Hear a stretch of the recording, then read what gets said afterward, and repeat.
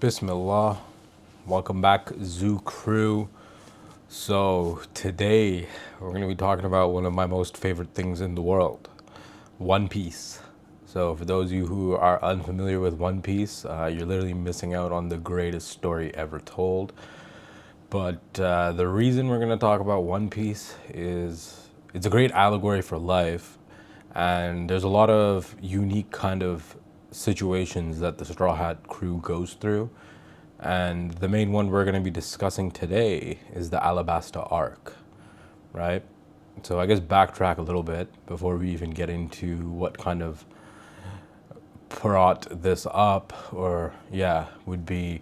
So recently, Mina has started watching the One Piece anime with me, so it's a very proud moment for me, just because it's played a very important role in my life, and I think most people who have seen One Piece would agree. Like, uh, it's played a huge role in their life.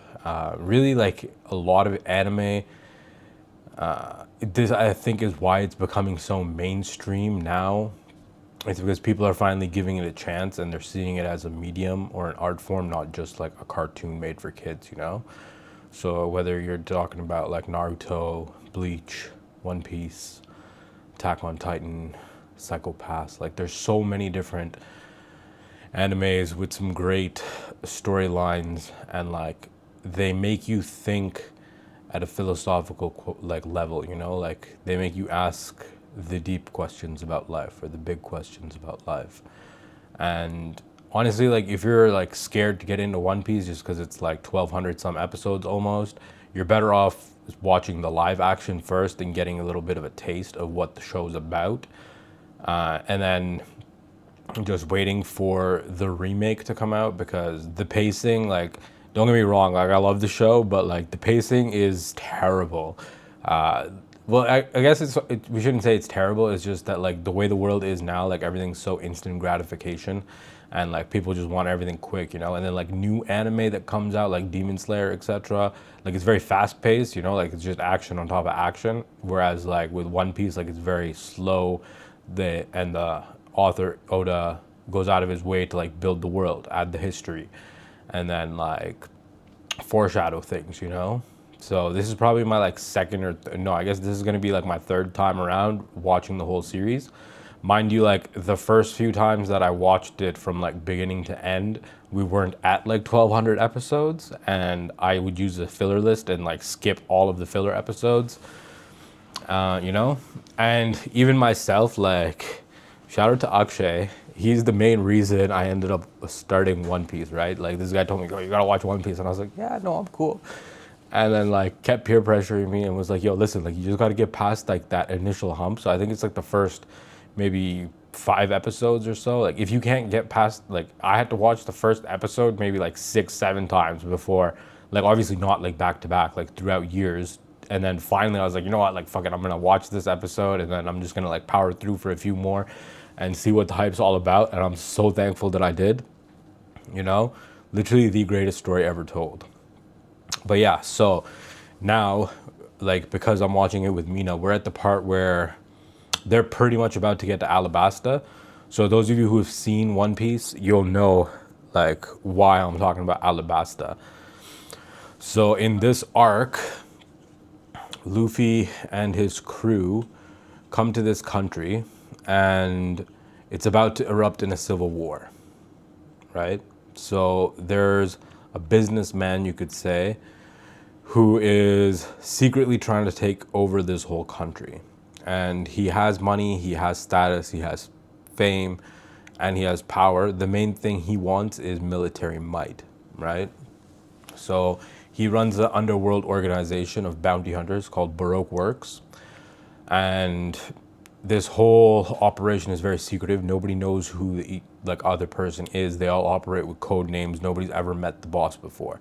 They've all been told that, okay, like our main goal is to create a utopia, and the higher you are in the ranks, the higher position you'll have when we create the utopia, right? So that's not necessarily what their real objective is. This is just a way that he's able to recruit people to his cause, right? So he's in this country, Alabasta, which is very much like a desert country. and they have a very nice ruler, or like a king. And the princess of this kingdom realizes, hey, wait, like something's not adding up, you know? Like this dude literally came in, he's pretending to be like a hero, and like there's so much chaos being created, and like people think my father is like abusing people, but like that can't be the case, you know? Like there's more to this story. So like the courage that this young princess has to go and infiltrate the enemy and rise up the ranks to the point where she's like rank 8, and like figures out the true identity of the leader of Baroque Works, right?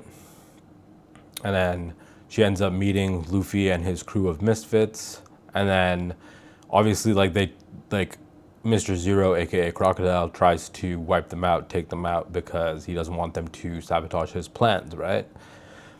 So they end up in this country, and there's a rebel army that's created, and the rebel army is essentially like anti the king, because there's a substance called dance powder, where essentially you can use it to control the weather or like control rain. And because they live in a very like dry, arid environment, pretty much like a desert, rain is very important, right?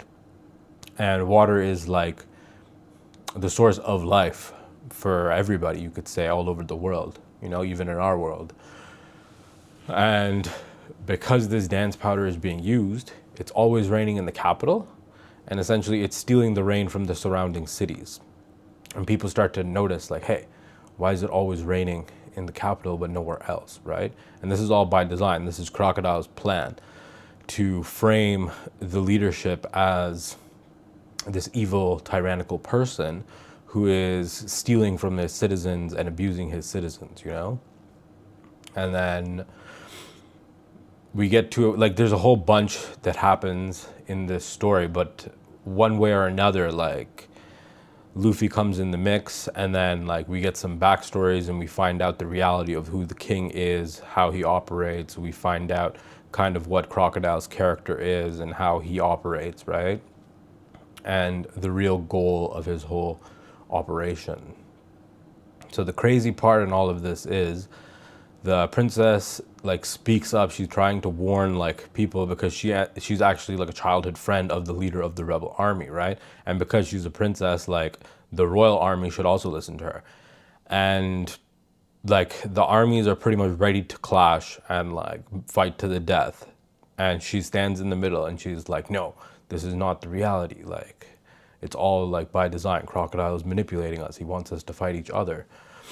And then like they're pretty much ready not to fight. However, Baroque Works, so like Crocodile's organization, he has planted people in the rebel army, and he has planted people in the royal army, right? So people don't know that his agents are operating on both sides. And now one of the royal army Baroque Work agents ends up shooting somebody from the rebel side. And now chaos explodes, because now everyone is like, oh shit, like the military is attacking us. Not realizing it's not actually the military, it's these like bounty hunters who work for the guy trying to destabilize and take over the whole country, right?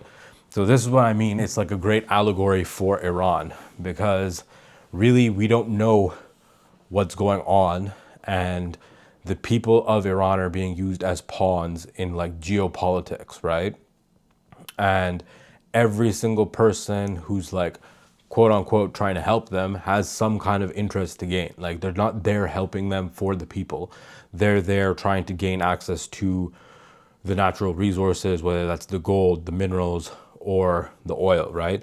And you can see this is the same thing now that's happening in multiple countries across the world. And now I've recently come to know that apparently Pakistan is moved up on this list because of its geographical location and its resources, right? So the world we live in is a very crazy place, and the whole point being like, why am I talking about One Piece right now, you know? It's because you could like see how outside influence can come into a country to destabilize the country and turn its own people against each other, right? If the people are united, then you don't have like, when the people are united, it's very hard to topple them, right? Like when it's like if I have one stick, I can just break it, right? But now if I get 10 sticks and try to break it, it's going to be much harder to break, right? And look, I don't know what's the reality. Like, are these people like just being controlled? Like, is this chaos manufactured? Is there like outside agents in the country starting the protests, lighting shit on fire, and then like also on the other side now shooting those same people and like massacring people just to push their own agenda and topple this regime? Like, I know people who live there don't truly enjoy being under a totalitarian, authoritarian regime by any means. I don't think anybody would, especially such like a prideful people. But at the same time, I think it's important for everyone to question like the true motives behind everything, right? Like, who's the person pulling the strings and why are they doing all of this, right? What do they have to gain? And like, outside of this, I think like Muslim countries aren't helping because they don't see the Iranian people as Muslims. And then like the Iranian people are also like, when now they're burning down a mosque, it's like the regime that controls them uses Islam as their like means of justifying whatever they're doing, right? Because if you question them, now you're questioning God, because these people feel like they're the representatives of God in this world and whatever they say is law, right? So I think it's also important for people to go and research Twelver Shiaism and the Safavid dynasty, the people who brought Shia Islam into Iran, because Iran used to be a Sunni nation, right?